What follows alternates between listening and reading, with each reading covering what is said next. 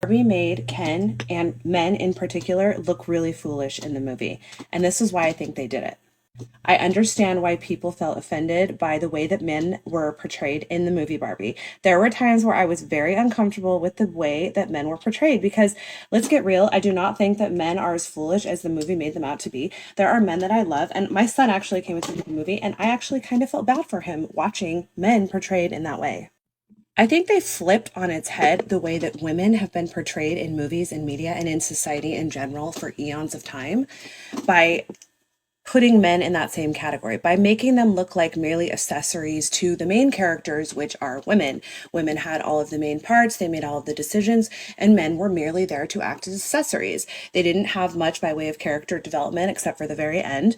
They were kind of there just to bolster the Barbie storyline. And I think they did that so in your face because they wanted you to think about the ways that that has happened in our society and to see and feel how unfair that was and just how women were represented as so much less than they really truly are. They were kind of represented as archetypes, very simple archetypes. They weren't given a lot of depth. And I think by making men in the movie have this same sort of simplicity, it showed that it's such a gross representation of women and men in general.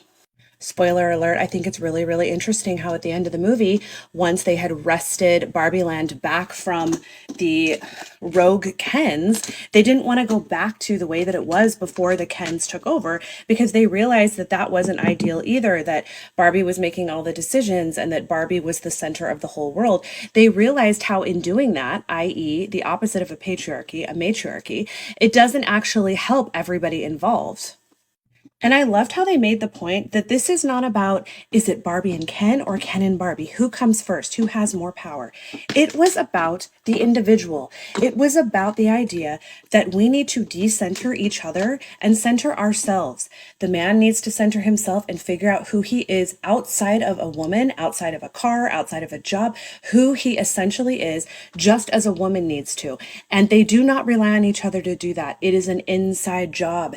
It is wonderful to have the comfort of one another. It is wonderful to have these outside factors that make our lives better, but they are not the source or they are not the tool by which we find ourselves. It is to go inward, look at our shadow work, feel our feelings, and then come through, figure out who we are, and choose to be with one another if we choose to be with one another. I just think it's so interesting that the movie honestly characterized everything that I've been talking about and that we've all been talking about.